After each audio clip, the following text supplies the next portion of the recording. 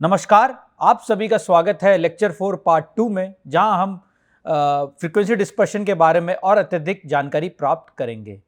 हाय, मैं हूं डॉक्टर विवेक Ashok Bohra, faculty IIIT Delhi. चलिए आज का लेक्चर आरंभ करते हैं। तो ये डिफरेंट डिस्टॉर्शंस हमने पढ़ा चैनल्स के बारे में, वायरलेस चैनल की तरफ से, और इस डिस्टॉर्शंस की वजह से जो आपके ट्रांसमीटर और रिसीवर पे जो इम्पैक्ट पड़ता है उसके बारे में हम डिटेल्स में और आगे भी पढ़ेंगे। चलिए आगे बढ़ते हैं। अब हम देखते हैं इन्वेलप एंड पावर डिस्ट्रीब्यूशन। तो अभी तक हमने जो कैटेगराइजेशन किया, जो फ्लैट फेडिंग है, स्लो फेडिंग है, या फ्रीक्वेंसी सिलेक्टिव फास्ट फेडिंग है या स्लो फेडिंग है, या फ्रीक्वेंसी सिलेक्टिव फेडिंग है और फ्लैट फेडिंग है, इसको हम स्टैटिस्टिकली भी कैसे मॉडल कर सकते हैं। तो पहला एक बहुत इंपॉर्टेंट डिस्ट्रीब्यूशन जो कॉमनली यूज होता है वो है Rayleigh fading distribution. So Rayleigh fading distribution is used to describe statistical time varying nature of the received envelope of a flat fading signal with no line of sight signal component. अगर मैं assume करूँ, समझिए आपका एक receiver इस तरह से है और एक ट्रांसमीटर कहीं दूर लोकेटेड है, और आपका रिसीवर जो है वो बेसिकली एक ओमनी डायरेक्शनल एंटीना है जो हर डायरेक्शन से सिग्नल रिसीव कर रहा है और हर डायरेक्शन से इसे सिग्नल रिसीव हो रहा है, और नंबर ऑफ पाथ्स जो है टिपिकली सपोज बहुत ज़्यादा है और कोई भी path line of sight path नहीं है। समझिए एक ट्रांसमीटर है और ये रिसीवर है, रिसीवर ये सेंटर में लोकेटेड है, ये समझो रिसीवर सेंटर पर लोकेटेड है, और बहुत सारे मल्टी पाथ है जो रिसीवर में हर डायरेक्शन से आ रहे हैं, रिफ्लेक्ट होके, डाइफ्रैक्ट होके, स्कैटर होके, और हर एक कोई भी ऐसे direct line of sight path receiver पे नहीं आ रहा है। हर कोई पाथ जो आ रहा है वो कहीं ना कहीं से रिफ्लेक्ट, डाइफ्रैक्ट या स्कैटर होके आ रहा है। तब जो रिसीवर में जो सिग्नल मौजूद होगा उसे हम generally basically x plus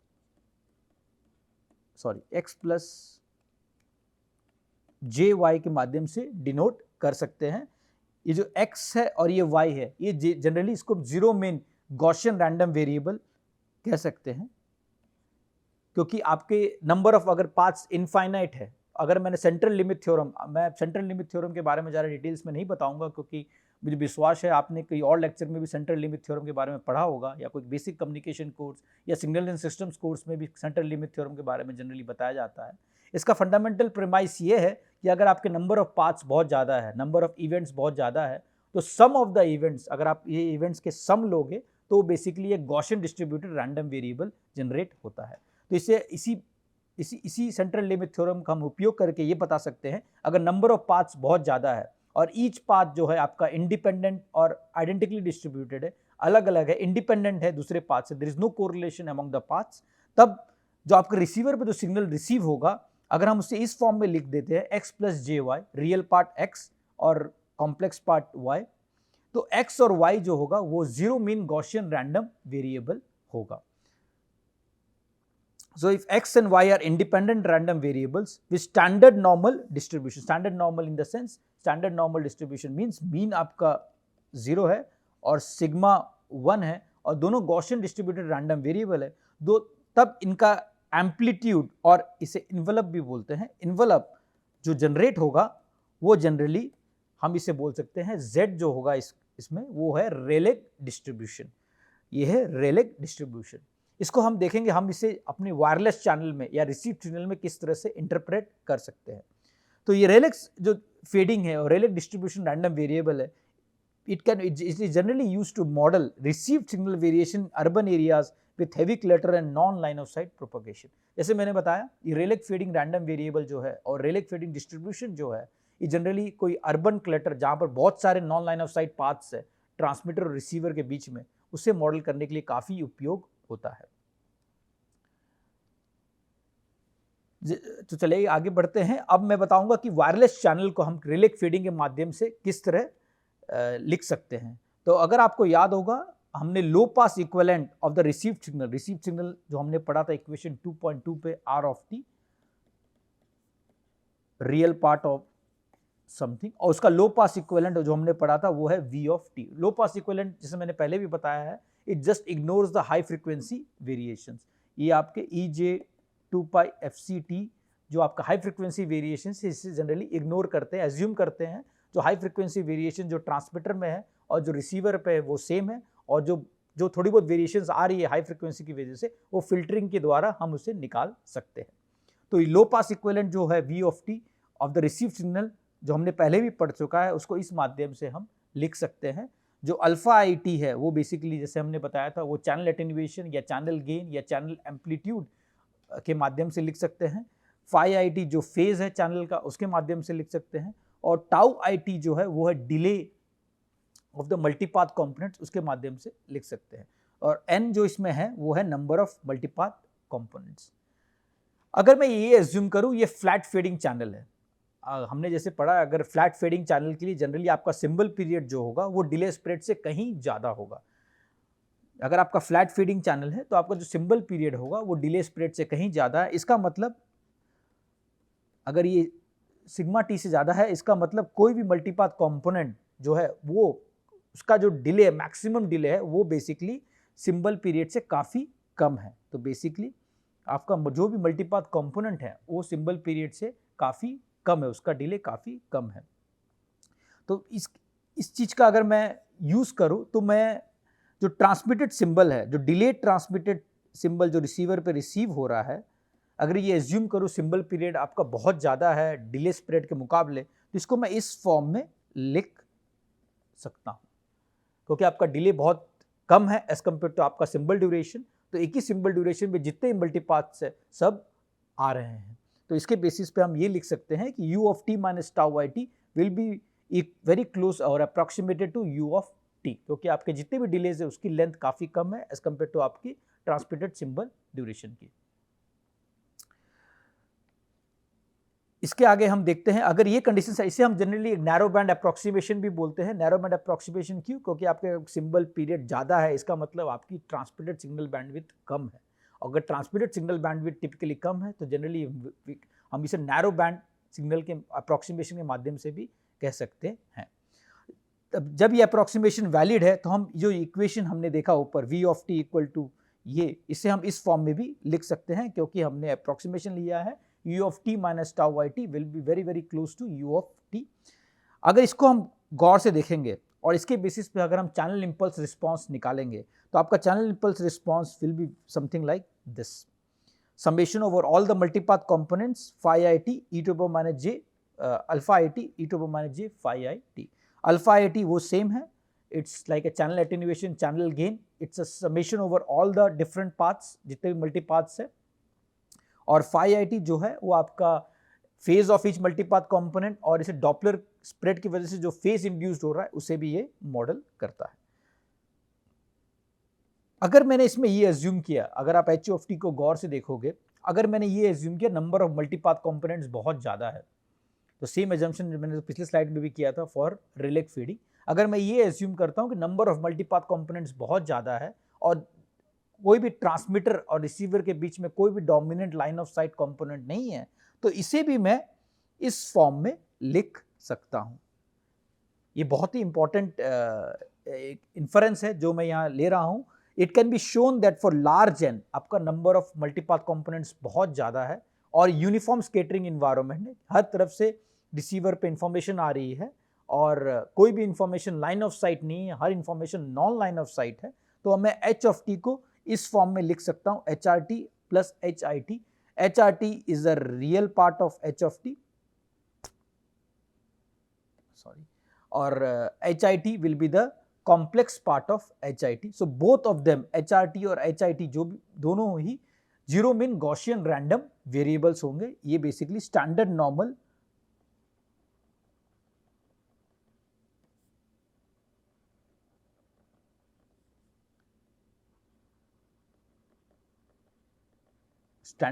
distributed random variables होंगे।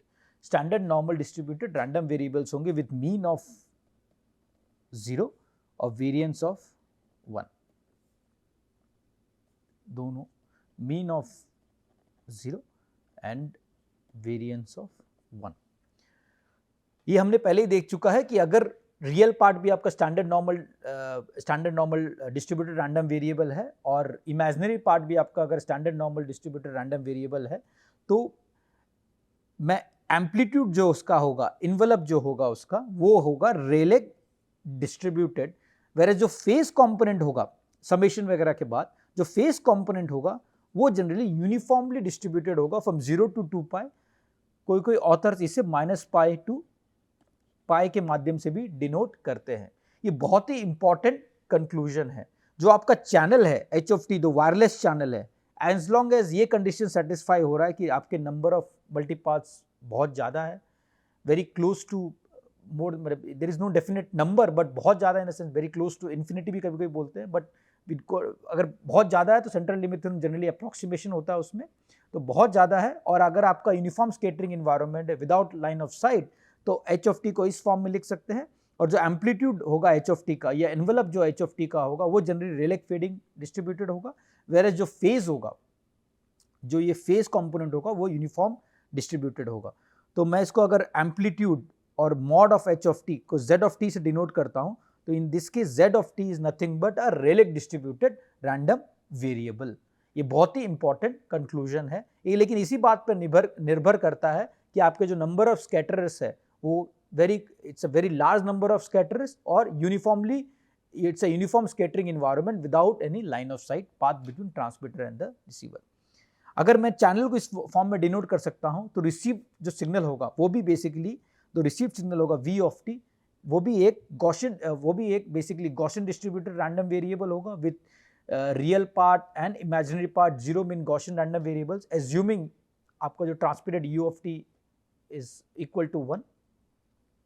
और उसके बेसिस पे आपका जो एम्पलीट्यूड और जो envelope of the received signal है वो भी एक बेसिकली रेलेक डिस्ट्रीब्यूटेड रैंडम वेरिएबल होगा और जो उसका फेज होगा वो यूनिफॉर्म डिस्ट्रीब्यूटेड रैंडम वेरिएबल होगा।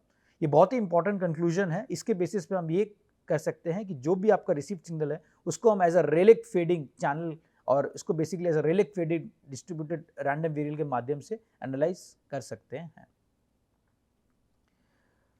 अब रेलेक डिस्ट्रीब्यूशन का पीडीएफ देखते हैं। रेलेक डिस्ट्रीब्यूशन का पीडीएफ कुछ इस तरह से दिखता है, ये इसका पीडीएफ है, वेर सिग्मा जो सिग्मा वैल्यू है, सिग्मा यहाँ पर डिनोट किया, sigma is the root mean square value of the received voltage signal. जैसे मैंने बताया ये इन्वेलप है रिसीव्ड सिग्नल का, तो ये इन्वेलप है तो इसका इन्वेलप का जो आरएमएस वैल्यू है उसे हम जनरली सिग्मा के नाम से डिनोट करते हैं। और जो पीआर है, जो एब्सोल्यूट रिसीव्ड पावर है, is equal to 2 sigma square. आपका रियल पार्ट में सिग्मा वेरिएंस स्टैंडर्ड डेविएशन है, इमेजिनरी पार्ट में sigma as a standard deviation है, तो टोटल रिसीव पावर जो आपको मिल रहा है वो 2 सिग्मा स्क्वायर है। तो P R equal to 2 sigma square is average receive power the signal, वो generally path loss and shadowing पे डिपेंड होता है।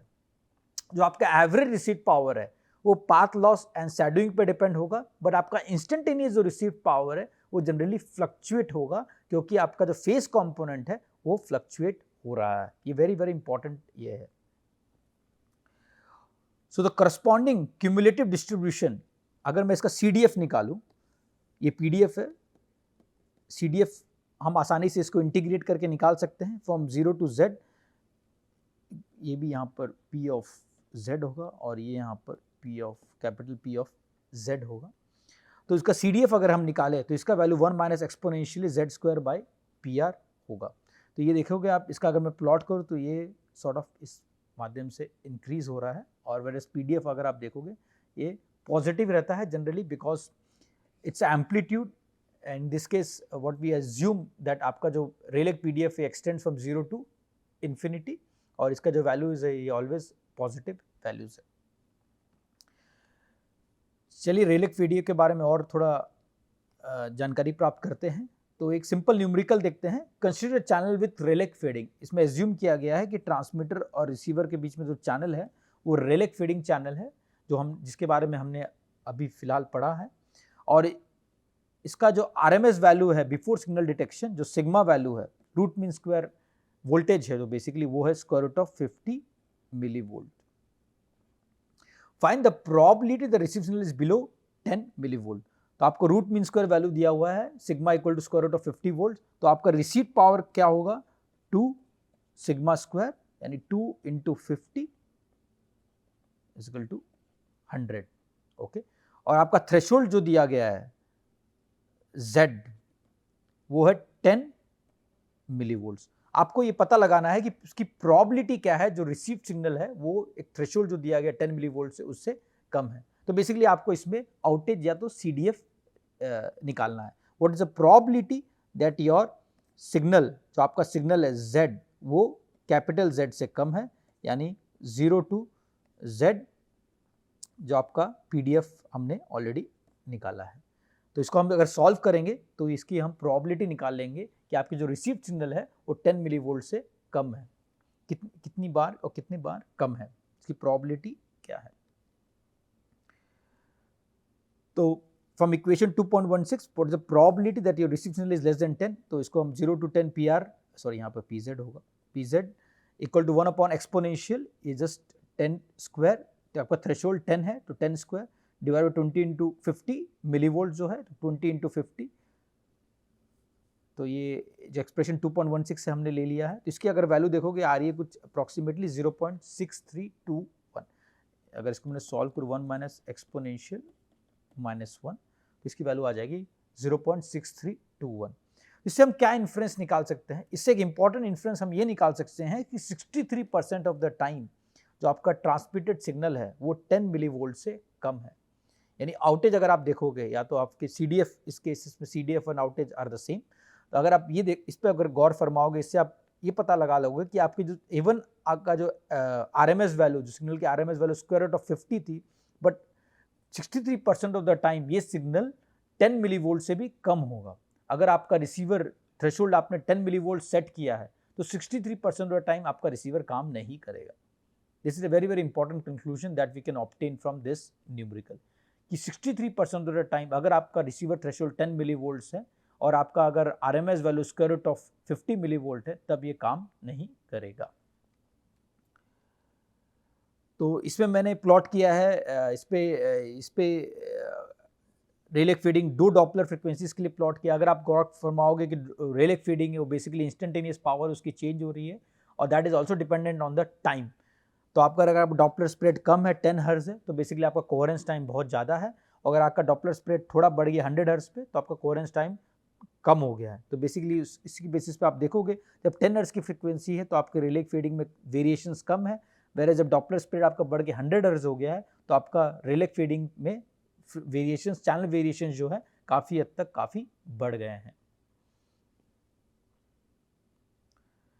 अब एक और डिस्ट्रीब्यूशन के बारे में पढ़ते हैं, वो है राइसियन डिस्ट्रीब्यूशन।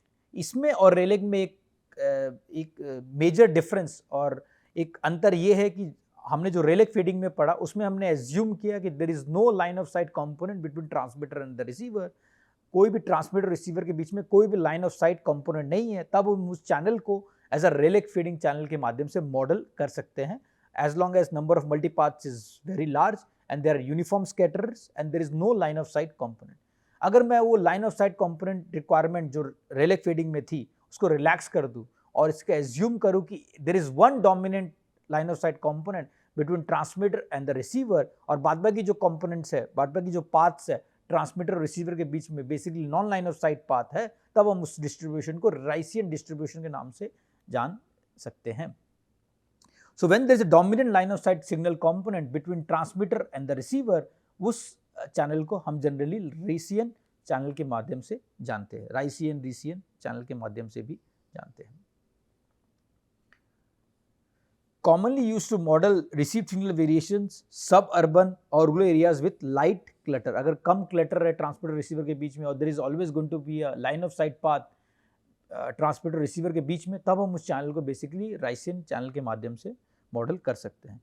तो जैसे मैंने बताया ट्रांसमीटर और रिसीवर में इसमें non line of sight path भी है, बट एक dominant line of sight path भी है ट्रांसमीटर और रिसीवर के बीच में। डोमिनेंट लाइन ऑफ साइट जब पाथ होती है ट्रांसमीटर और रिसीवर के बीच में, तब इस चैनल को हम राइसियन चैनल के नाम से और राइसियन डिस्ट्रीब्यूशन के नाम से मॉडल कर सकते हैं। Raisian distribution becomes a relic fitting distribution as a dominant line of sight component weakens। Quite obvious सी बात है, अगर आप line of sight component weak हो जाती है या लाइन ऑफ साइट कंपोनेंट नहीं रहती है ट्रांसमीटर रिसीवर के बीच में, तब इस चैनल को ऑब्वियसली हम रेलिक के माध्यम से भी मॉडल कर सकते हैं। तो ये probability density function for Rician distribution is given as this formula. इसमें जो ए है वो peak amplitude of the dominant signal, dominant line of sight signal उसका जो एम्पलीट्यूड है उसे हम ए से डिनोट कर रहे हैं, वेयर एज आई जो है वो modified Bessel function of the first kind and zeroth order है।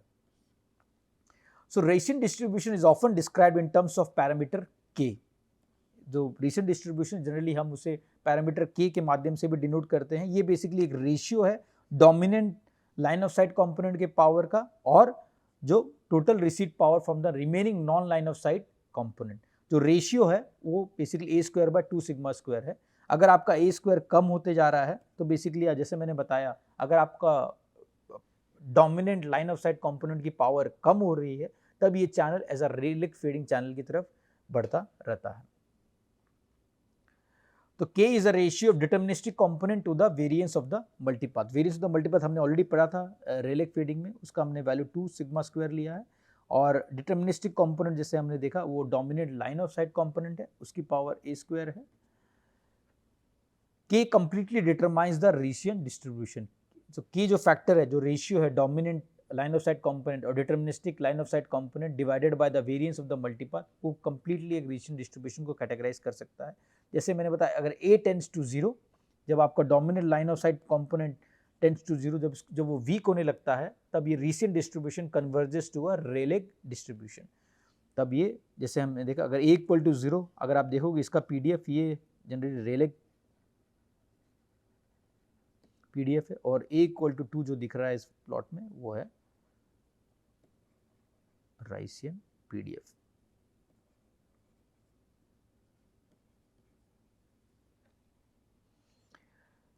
इसके अलावा और भी स्टैटिस्टिकल चैनल मॉडल्स हैं। एक बहुत सुंदर उदाहरण है नाकागामी फीडिंग का, उसके बारे में हमने ज़्यादा डिस्कस नहीं किया है, हमने इसके बारे में ज़्यादा डिटेल्स में नहीं बताया है। वो एक स्टेप अहेड है, वो भी एक अर्बन मल्टीपाथ इन्वायरमेंट को मॉडल करता है और उसमें भी कुछ कंडीशंस पे Nakagami fading reduces to either Rayleigh fading और अ गॉसियन डिस्ट्रीब्यूशन।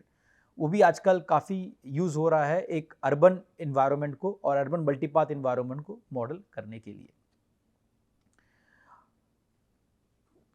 तो इस स्लाइड में मैं ये बता रहा हूँ कि हमने अभी जो अब तक पढ़ा है, जैसे पहले हमने पाथ लॉस के बारे में पढ़ा, तो ये डिस्टेंस डिपेंडेंट पाथ लॉस के बारे में जो पढ़ा, जैसे डिस्टेंस बढ़ रही है आपकी रिसीव पावर कम हो रही है और आपकी पाथ लॉस इंक्रीज हो रही है, but there is a linear change और there is a linear relationship between जो आपका डिस्टेंस है और पाथ लॉस के बारे में। उसके बाद हमने पढ़ा shadowing and path loss. Shadowing की वजह से अगर कोई ऑब्स्टिकल्स आ गया और कोई ऑब्जेक्ट आ गया ट्रांसमीटर और रिसीवर के बीच में, वो ऑब्जेक्ट की वजह से अगर line of sight path block हो जा रही है, उसका वेरिएशन की वजह से जो रिसीव सिग्नल में जो वेरिएशन आती है उसे हम जनरली लॉग नॉर्मल शैडोइंग के माध्यम से जानते हैं और उसका वेरिएशन यहाँ पर ग्रीन में डिनोट किया गया है।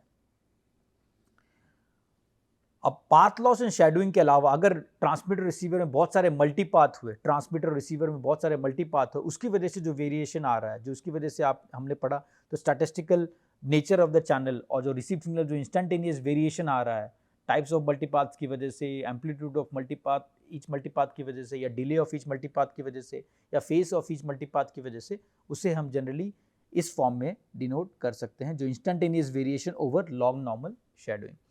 जस्ट टू समराइज, अगर आपका ट्रांसमीटर और रिसीवर है और सिर्फ लाइन ऑफ साइट कंपोनेंट है और वो डिस्टेंस डिपेंडेंट वेरिएशन है, तब हम जनरली इसको लीनियर स्केल जो रेड में दिख रहा है उसके बेसिस पे मॉडल कर सकते हैं।